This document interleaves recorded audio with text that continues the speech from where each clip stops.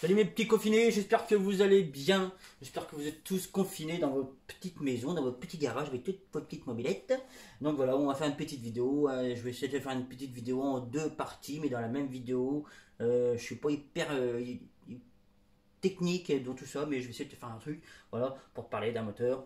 Quand on a un moteur MBK, on en fait très peu, voire même jamais. Donc je suis quand même content de te présenter un moteur MBK. Voilà, t'as vu? Donc voilà, donc ça fait quand même longtemps qu'on s'est pas vu, donc je suis quand même content de te faire une petite vidéo, hein, malgré la situation actuelle dans laquelle nous sommes. Voilà, hein, bref, on va pas parler de ça parce que je crois qu'on est assez tous dedans tous les jours. Donc voilà, bon, j'en profite hein, pour bosser sur ça. J'ai une petite gitane testi aussi qui est là. Peut-être je t'en parlerai plus tard pour les aficionados ceux des années 70. Voilà, des petits moteurs P6 Minarelli qui avaient un petit peu le faux au cul à l'époque. Faut dire, ça marchait bien, ça marchait bien. Hein. Voilà, on en parlera peut-être plus tard. Hein. Donc voilà, donc là on va parler d'un petit moteur, hein, moteur MVT, moteur MBK avec une image MVT. Aussi, compliqué le moteur MVT, hein. J'aime pas du tout ces moteurs-là, je vais t'expliquer pourquoi. Pour moi, c'est des moteurs qui sont mal foutus. Mais quand je dis mal foutu, c'est mal foutu. Mal foutu parce que ça pourrait être des bons moteurs, hein, vraiment, ça pourrait vraiment être des bons moteurs. Mais je sais pas, j'ai l'impression que c'est pas abouti, c'est mal. Je sais pas, il mélange les trucs et hop, ça peut le faire, mais du coup, ça le fait pas.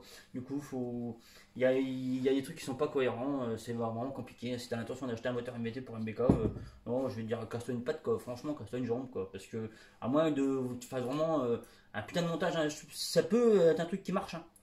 On peut faire, je pense, un truc qui marche, mais euh, je pense que c'est vraiment une grosse prépa derrière et vraiment avoir un truc. Euh, euh, Comment je peux dire, faut vraiment le monter correctement quoi. Donc vraiment, tu peux le faire, tu peux acheter un moteur MBT. Hein. Je pense que c'est un truc qui peut marcher, mais faut que tu aies les bonnes connaissances pour pouvoir le monter et faut que tu montes ça vraiment.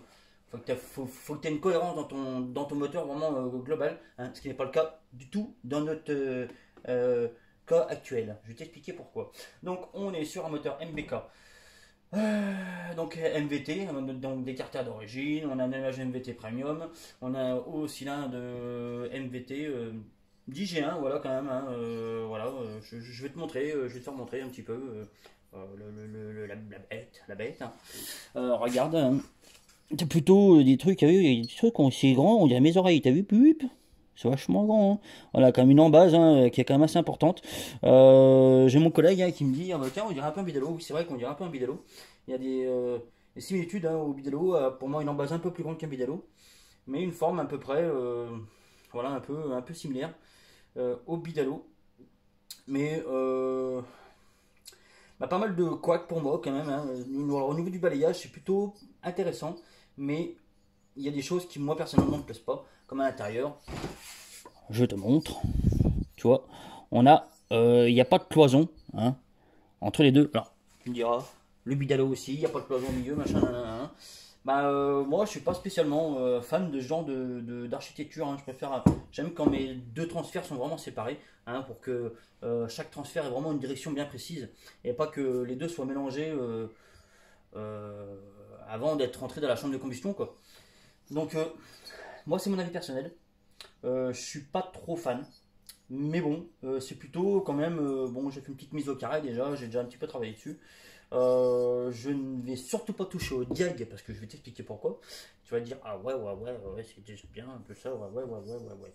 On a un échappement qui est plutôt un peu tout rond, enfin un peu tout rond, avec encore là, des super diag, hein, on va dire.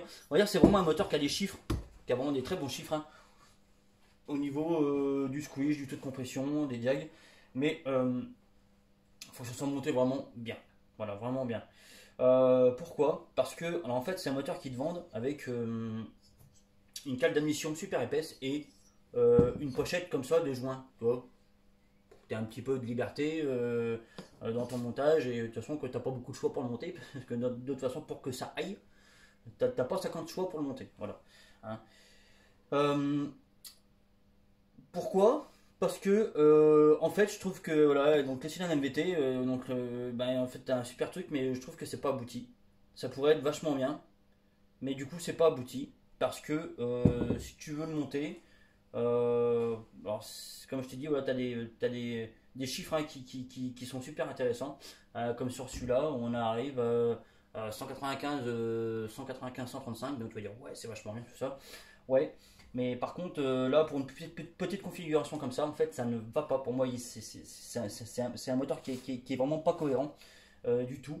Parce que, bon, même si visuellement, on a un beau carburateur, on a une belle émission, tu vas faire, ouais, c'est beau, mais en fait, compte, c'est tout petit, hein, c'est du 21. Et on est aussi sur une pipe d'émission type origine que j'ai un petit peu modifié. Mais voilà, c'est une pipe d'émission d'origine. Donc, pour moi, on a vraiment une réelle incohérence hein, dans ce moteur-là. Je pense que c'est un moteur qui mérite 24, 26, voire du 28, quoi. Vraiment, clairement. Hein, avoir des carters aussi. Après, les carters peuvent encore le faire hein, avec quelques petites modifs. Hein. Je pense que c'est jouable. Excuse-moi, j'entends un bruit. Non, non, j'ai cru qu'on m'appelait. Je veux qu'on m'appelait, mais il n'y a personne. Je suis tout seul. Et il est con, hein, mais oui. Et donc voilà. Tout ça pour dire que non, il y a vraiment un peu d'incohérence dans ce moteur-là. Donc je le monte, mais voilà, il y a des choses qui sont un petit peu dommages. Mais voilà, ça va le faire quand même. Hein. Mais on n'aura pas les perfs et on n'aura pas non plus un moteur clairement fiable. T'entends que ça vibre? Je reçois des messages en même temps. Tu sens? Tu l'entends? Je pense qu'on n'aura pas un moteur qui sera fiable et qu'on aura surtout un moteur qui va être hyper creux. Donc MVT aussi, je trouve que voilà, c'est vraiment pas des moteurs qui sont vraiment finis. Je pense qu'ils sont pas assez aboutis. Comme là, on a un piston, je pense que c'est un piston qu'on retrouve. Non, c'est pas le coronavirus, ne t'inquiète pas. On a un piston qu'on retrouve dans pas mal de moteurs. J'ai déjà vu des Bidalo avec ça. J'ai vu. Avec on me dire des Bidalo avec ça. Oui, oui, j'ai déjà vu des Bidalo avec ça. Barikit hein, aussi, on ces pistons-là. Et je pense que c'est un piston Barikit, un truc dans le genre. Donc voilà, mais aussi un peu du quack hein, au niveau du piston chez MVT. Parce que à la base, c'est un piston où l'ergot est pas centré en plein arrière, il est plutôt sur le côté. Et là, bah, pour la MVT, en fait, ils ont supprimé l'ergot de côté et ils l'ont mis, boum, derrière. Hein, d'accord. Mais bah, c'est mal foutu parce que du coup, l'ergot là, est mal usiné, on va dire. Du coup, le segment coincé dedans. Donc, avec toute ma petite minutie, ma petite minutie hein, et toute ma délicatesse, en fait, il a fallu que je revienne encore. Et c'est compliqué parce qu'il faut le faire sans trembler. Hein. Et c'est pas facile. Parce que les gens qui me connaissent, ils savent que je tremble beaucoup. C'est un peu un problème. Hein. C'est un peu un problème. Et le problème surtout, c'est quand tu vas pisser et que tu trembles. Et ben, à la fin, c'est plus forcément de la pisse qui sort. Ouais. Bref, j'ai une petite connerie. Hein. Donc il a fallu que je vienne avec toute ma délicatesse et toute ma tout ça, d'accord, que je vienne hop meuler légèrement, délicatement hein, le reste de l'argot pour pas que le segment coince dedans, pour pas qu'on vienne créer un serrage. Voilà, c'était petit aparté au piston. Voilà, je trouve que la MVT je pense que ça peut être des très très bons moteurs, mais qui sont mal montés, qui sont mal foutus, qui sont mal conçus. Ça demande vraiment plus ça demande un peu plus qui s'attarde un peu plus sur la conception du moulin quoi. Hein, pour le monter là, faut mettre une grosse cale, faut mettre vachement de joints, parce que sinon t'as le piston qui date de la culasse. Hein, donc t'as pas beaucoup de choix en fait pour le monter. Hein, c'est comme ça. Ou sinon tu te retrouves après avec un moteur qui est pourri. Parce que là aussi, hein, donc pour avoir, je vais essayer de le monter au plus sécurisé possible parce qu'on a une petite admission et pour moi c'est un moteur qui mérite d'avoir une grosse admission, vraiment carbu 26, j'ai peut-être même 28, hein, vraiment. Hein. Mais là du coup, il y a aussi une incohérence si tu veux parce que là pour le monter, donc je suis obligé de mettre la cale hein, et deux joints pour avoir un squish correct. Hein. Donc en fait, il faut vraiment que j'aille chercher entre eux, avoir un squish correct aussi, et pas non plus aller chercher trop dans les diacs, parce que là, juste avec deux joints pardon, et la cale, hein, on est à 0,84 de squish, d'accord. Donc en dessous, je suis vraiment trop bas, encore beaucoup trop comprimé. Parce que si je mets un seul joint, on arrive à un taux de compression de plus de 16, je crois. Donc pour moi, c'est même pas la peine, hein, parce que ça va casser, ça va exploser, le truc il va exploser. Donc là, ben, j'ai essayé vraiment d'aller chercher hein, au mieux tout ça, d'avoir un taux de compression cohérent, avoir un squish aussi cohérent, donc 0,84 de squish, on est à 14,40 de taux de compression, hein, c'est encore beaucoup trop haut, je suis entièrement d'accord, mais je suis déjà passé de 15 et quelques à 14,40, de 15,60 je crois à 14,40. Je sais pas, je vais peut-être encore essayer de rabaisser un petit peu tout ça. Mais surtout pas en mettant des joints parce que là on est déjà à 195 135 au niveau des diags, donc c'est beaucoup déjà pour moi trop haut pour ce genre de configuration. Je pense que c'est un moteur qui va ramer. Il va vraiment être hyper mou. Le mec, je lui ai conseillé de mettre une couronne comme ça derrière, hein, de 17 pouces, hein, comme la roue. Non, en plus il a un pot Doppler, donc ça va être compliqué. Bon, je lui dis, il est au courant, il m'a dit c'est pas grave, on fait le montage et puis au prochain on essaiera de faire autrement, je te consulterai avant, voir ce qu'on peut faire, machin, tout ça. Donc voilà, t'as quand même des petites choses intéressantes, c'est vraiment un bon moteur, hein, je pense que, mais voilà, il faut vraiment qu'il soit monté autrement et pas comme ça. Donc si t'as envie de monter un moteur MVT hein, et que tu veux pas changer trop de trucs et que tu veux être sur un petit carbu, oublie. C'est un moteur qu'il faut monter avec du gros matos, vraiment clairement. Même pour les Peugeot, là j'en ai un autre à faire pour un Peugeot. Je sais d'entrée, c'est un truc qu'il faut monter avec de la grosse pièce, quoi. Vraiment avec de la grosse carburation, avec du gros clapet, vraiment avec du gros truc, quoi. On a aussi une pipe d'admission Clément Boucher hein, il a fait un petit peu exprès, je crois.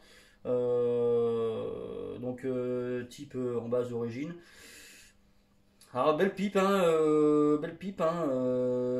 deux trois petits trucs qui, voilà, il a pris une sortie carrée. Il aurait mieux fallu avoir une ronde, hein, c'est pour moi plus logique, meilleure performance aussi sur la ronde que sur la carrée. Après, je me sens lancé de critiques hein, sur les pièces de Clément parce qu'elles sont juste super belles, vraiment, c'est du super beau matos quoi. Si tu me regardes, Clément Boucher, bravo encore à tes pièces, hein, elles sont vraiment belles, vraiment belles. Donc voilà. Donc, ben, je pense que pour la première partie, je vais couper là, je vais te faire une petite pause et je te reprendrai après. Hein. Voilà, tu sais déjà, on va monter tout ça. Et puis ben, je te reprends après. Ok, à tout à l'heure.